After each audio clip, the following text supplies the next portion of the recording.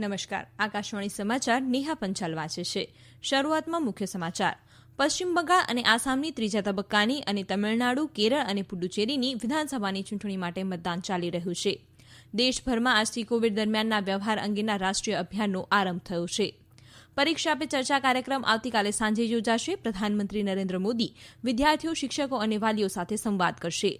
ભારતીય જનતા પાર્ટીનો 41મો સ્થાપના દિવસ આજે ઉજવાઈ રહ્યો છે. પ્રધાનમંત્રીએ કહ્યું કે કૃષિ કાયદાઓ, CAA અથવા મજૂર કાયદા સંદર્ભમાં લોકોને ખોટા માર્ગે દોરી રહ્યા છે.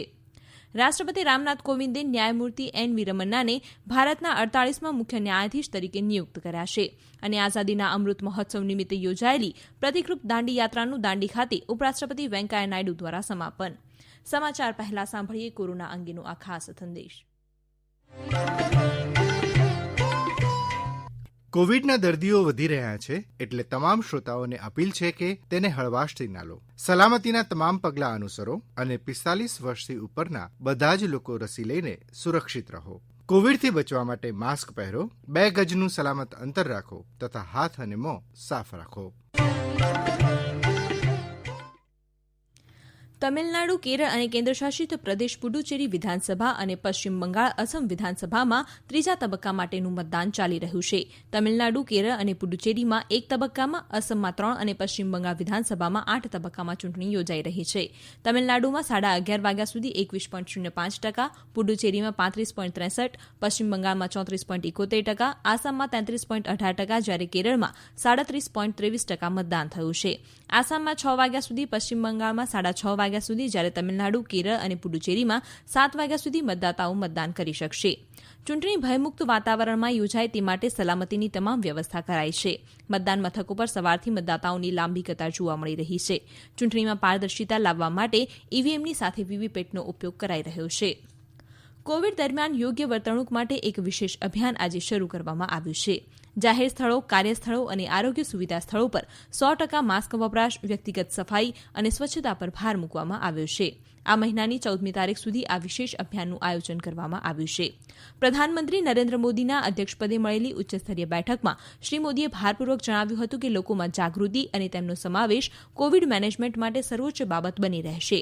બેઠક દરમિયાન દેશમાં કોવિડના વધી રહેલા કેસ અને મૃત્યુદર અંગે ચિંતા દર્શાવવામાં આવી હતી. દેશમાં કોવિડની રસી આપવાની કામગીરીમાં આજ સુધીમાં વિક્રમજનક 8,31,00,000 રસીના ડોઝ આપવામાં આવ્યા છે. આરોગ્ય અને પરિવાર કલ્યાણ મંત્રાલયના જણાવ્યા મુજબ છેલ્લા 24 કલાકમાં 43 લાખથી વધુ લોકોને કોરોનાની રસી અપાઈ છે. આરોગ્ય મંત્રાલયના જણાવ્યા મુજબ છેલ્લા 24 કલાકમાં કુલ 96,982 નવા પોઝિટિવ કેસો નોંધાતા કુલ પોઝિટિવ કેસોનો આંક 1,26,00,000થી વધુ થયો છે. છેલ્લા 24 કલાકમાં 446 લોકોના કોરોનાને કારણે મૃત્યુ થતાં કુલ મૃત્યુઆંક 1,65,000થી વધુ થયો છે. અત્યારે દેશમાં 7,88,000થી વધુ એક્ટિવ કેસ છે, તો રિકવરી રેટ 92.48% થયો છે. છેલ્લા 24 કલાકમાં 50,000થી વધુ લોકો કોરોનાને માત આપીને સાજા થતાં કુલ સાજા થનાર લોકોનો આંક 1,17,00,000 થયો છે. પ્રધાનમંત્રી નરેન્દ્ર મોદી આવતા ગુરુવારે બધા જ રાજ્યોના અને કેન્દ્રશાસિત પ્રદેશોના મુખ્યમંત્રીઓ સાથે વિડીયો કોન્ફરન્સિંગના માધ્યમથી બેઠક કરશે. આ બેઠકમાં દેશના અમુક રાજ્યોમાં વધતા જતા કોરોનાના કેસો અંગે ચર્ચા કરવામાં આવશે. તે ઉપરાંત કોવિડ રસીકરણ મુદ્દે વિસ્તારથી ચર્ચા કરવામાં આવશે. પ્રધાનમંત્રી નરેન્દ્ર મોદી આવતીકાલે 7મી એપ્રિલે સાંજે 7 વાગે પરીક્ષા પે ચર્ચા કાર્યક્રમમાં વિદ્યાર્થીઓ, શિક્ષકો અને વાલીઓ સાથે સંવાદ કરશે. આ વખતે કોવિડ રોગચાળાના કારણે ચર્ચા વર્ચ્યુઅલ મોડમાં યોજાશે. પરીક્ષા પે ચર્ચા કાર્યક્રમ દરમિયાન પ્રધાનમંત્રી કોઈપણ માનસિક તણાવ વિના પરીક્ષાઓ માટે તૈયાર થવા અને હાજર રહેવા માટેના વિચારો અને સૂચનો કરશે. શ્રી મોદીએ ગઈકાલે એક ટ્વીટમાં જણાવ્યું કે પરીક્ષા યોદ્ધાઓ, વાલીઓ અને શિક્ષકો સાથે એક નવા સ્વરૂપે યાદગાર ચર્ચા કરવામાં આવશે, જેમાં વિવિધ વિષયો પર ઘણા રસપ્રદ પ્રશ્નો હશે. પ્રધાનમંત્રી પરીક્ષામાં તણાવ સંબંધિત પ્રશ્નોના જવાબ આપશે. આ અંગેના પ્રશ્નોને માયજીઓવી પ્લેટફોર્મ દ્વારા આમંત્રિત કર્યા હતા અને પસંદ કરેલા પ્રશ્નો પ્રોગ્રામમાં દર્શાવવામાં આવશે. આ સમાચાર આપ આકાશવાણી પરથી સાંભળી રહ્યા છો. પ્રધાનમંત્રી નરેન્દ્ર મોદીએ જણાવ્યું હતું કે કૃષિ કાયદા, CAA અથવા શ્રમ કાયદાઓ બાબતે રાજકીય અસ્થિરતા ઊભી કરવાના હેતુથી ખોટો પ્રચાર કરવામાં આવી રહ્યો છે. આજે ભાજપના 41મા સ્થાપના દિવસે પક્ષના કાર્યકરોને સંબોધતા તેમણે કહ્યું કે અસત્ય પ્રચાર બાબતે લોકોનો સંપર્ક કરીને તેમને સત્ય જણાવો. ભાજપ રાષ્ટ્રહિતને અગ્રતા આપવાની સાથે સાથે પ્રાદેશિક આશા આકાંક્ષાઓને પણ એટલું જ મહત્વ આપે છે. તેમણે કહ્યું કે કાશ્મીરમાં 370ની કલમને રદ કરીને ભાજપે શ્રી શ્યામા પ્રસાદ મુખર્જીના ભારતના સ્વપ્નને સાકાર કર્યું છે. શ્રી મોદીએ કહ્યું કે ભાજપ નાગરિકો માટે સીધો જોડાયેલો હોવાથી ચૂંટણીમાં સરળતાથી વિજય મેળવે છે. રાષ્ટ્રપતિ રામનાથ કોવિંદે દેશના 48મા મુખ્ય ન્યાયમૂર્તિ તરીકે ન્યાયાધીશ એન.વી. રમન્નાની નિમણૂક કરી છે. સર્વોચ્ચ અદાલતના હાલના મુખ્ય ન્યાયમૂર્તિ એસ.એ. બોબડેએ શ્રી રમન્નાના નામની ભલામણ કરી હતી. ન્યાયાધીશ રમન્ના આગામી વર્ષની 26મી ઓગસ્ટ સુધી મુખ્ય ન્યાયમૂર્તિ રહેશે. 17મી ફેબ્રુઆરી 2014માં સર્વોચ્ચ અદાલતમાં ન્યાયાધીશ તરીકે નિમાયા તે પહેલા ન્યાયાધીશ રમન્ના દિલ્હીની વડી અદાલતના મુખ્ય ન્યાયાધીશ હતા. ઉપરાષ્ટ્રપતિ એમ વેંકૈયા નાયડુએ જણાવ્યું છે કે મહાત્મા ગાંધીજીની અહિંસા એ માત્ર એક ભૌતિક સંકલ્પના નથી, પરંતુ વાસ્તવમાં આચરણ કરવાનો વિચાર છે. આજે દાંડીમાં રાષ્ટ્રીય નમક સત્યાગ્રહ મેમોરિયલ ખાતે યોજાયેલા દાંડી યાત્રાના સમાપન કાર્યક્રમમાં તેઓ સંબોધન કરી રહ્યા હતા. શ્રી નાયડુએ જણાવ્યું કે લોકો એકબીજાના રાજનૈતિક હરીફ હોઈ શકે છે, પરંતુ આપણે બધા ભારતીય છીએ અને તે માટે બધાએ દેશના વિકાસ માટે આગળ આવવું જોઈએ. चुनौतियों के इस समय भी देश गांधी जी के नैतिक दर्शन का अनुसरण कर रहा है, जिससे विश्व में हमारी प्रतिष्ठा बढ़ी है. अमृत महोत्सव स्वाधीनता आंदोलन की आदर्शों का पृष्ठभूमि में यही उपलब्धियों का अंकलन करने का भी अवसर होगा. अमृत महोत्सव के 5वीं स्तंभ है आजादी का आंदोलन.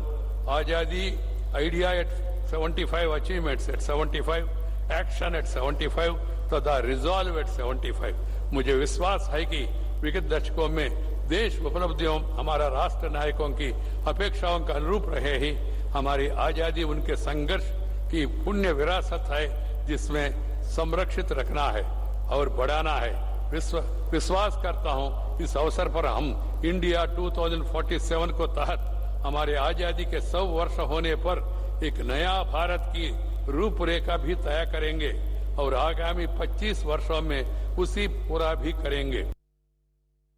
આ પ્રસંગે સંબોધન કરતા મુખ્યમંત્રી વિજય રૂપાણીએ જણાવ્યું કે આજે દેશની આઝાદીમાં ફાળો આપનાર એક ઐતિહાસિક દિવસ છે. આ સમયે આપણા દેશને આઝાદી અપાવનાર સ્વતંત્રતા સેનાનીઓને યાદ કરવાનો દિવસ છે. આ વેળાએ સિક્કિમના મુખ્યમંત્રી પ્રેમસિંહ તમંગ પણ ઉપસ્થિત રહ્યા હતા. આ કાર્યક્રમમાં શ્રી નાયડુએ પાટણના પ્રસિદ્ધ હાથશાળ માટે જીઆઈ ટેગનું અનાવરણ કર્યું હતું. ઉલ્લેખનીય છે કે પ્રધાનમંત્રી નરેન્દ્ર મોદીએ ગત 12મી માર્ચના રોજ આઝાદીના અમૃત મહોત્સવ નિમિત્તે અમદાવાદના સાબરમતી આશ્રમથી પ્રતિકાત્મક દાંડી યાત્રાને પ્રસ્થાન કરાવ્યું હતું. મહારાષ્ટ્રના રાજ્યપાલ ભગતસિંહ કોશ્યારીએ ગૃહમંત્રી અનિલ દેશમુખના રાજીનામાનો સ્વીકાર કર્યો છે અને કેબિનેટ મંત્રી તથા રાષ્ટ્રવાદી કોંગ્રેસ પાર્ટી એનસીપીના નેતા દિલીપ વળસે પાટીલને આ મહત્વના વિભાગનો કારભાર સોંપ્યો છે. મુખ્યમંત્રી ઉદ્ધવ ઠાકરેએ અનિલ દેશમુખના રાજીનામાનો સ્વીકારવાની રાજ્યપાલને ભલામણ કરી હતી. મુંબઈ વડી અદાલતે મહારાષ્ટ્રના ગૃહમંત્રી અનિલ દેશમુખ વિરુદ્ધ ભ્રષ્ટાચારના આરોપોની પ્રાથમિક તપાસ કરવા સીબીઆઈને આદેશ આપ્યા છે.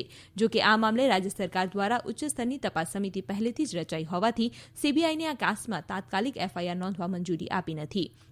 મુખ્ય ન્યાયાધીશ દીપાંકર દત્તાની અધ્યક્ષપદે બેન્ચે ઉમેર્યું કે પ્રાથમિક તપાસ 15 દિવસમાં પૂર્ણ થવી જોઈએ અને બાદમાં સીબીઆઈ આગળની કાર્યવાહી માટે નિર્ણય લઈ શકે છે. ભારતના વિદેશમંત્રી એસ જયશંકર અને રશિયાના વિદેશમંત્રી સેર્ગેઈ લાવારોવ વચ્ચે દિલ્હીમાં મંત્રણા યોજાઈ રહી છે. રશિયાના વિદેશમંત્રી ભારતની 2 દિવસની સત્તાવાર મુલાકાતે ગઈકાલે દિલ્હી પહોંચ્યા છે. બંને દેશોના વિદેશમંત્રીઓ દ્વિપક્ષીય મુદ્દાઓ અંગે ચર્ચા કરવા ઉપરાંત વર્ષ 2019માં યોજાયેલી ભારત રશિયા શિખર પરિષદમાં લેવાયેલા નિર્ણયોની અમલીકરણ બાબતે પણ ચર્ચા કરી રહ્યા છે. બંને અગ્રણીઓ રાષ્ટ્રસંઘ, એસસીઓ, બ્રિક્સ જેવા આંતરરાષ્ટ્રીય મંચને લગતા મુદ્દાઓ બાબતે પણ ચર્ચા કરશે. રશિયાના વિદેશમંત્રીની આ મુલાકાત હવે પછી યોજાનારી ભારત અને રશિયાની શિખર બેઠકની તૈયારીની સમીક્ષાની પણ તક મળશે. કેન્દ્રીય શિક્ષણ રાજ્યમંત્રી સંજય ધોત્રે દેશોના શિક્ષણ મંત્રીઓની આજે યોજાનારી બેઠકમાં ઉપસ્થિત રહેશે. સાતત્યપૂર્ણ વિકાસના લક્ષ્ય મેળવવાની ગતિ વધારવા ડિજિટલ શિક્ષણનું મહત્વ અંગે આજે યોજાનારી બેઠકમાં ચર્ચા કરાશે. અંતમાં મુખ્ય સમાચાર ફરી એકવાર. પશ્ચિમ બંગાળ અને આસામની ત્રીજા તબક્કાની અને તમિલનાડુ, કેરળ અને પુડુચેરીની વિધાનસભાની ચૂંટણી માટે મતદાન ચાલી રહ્યું છે.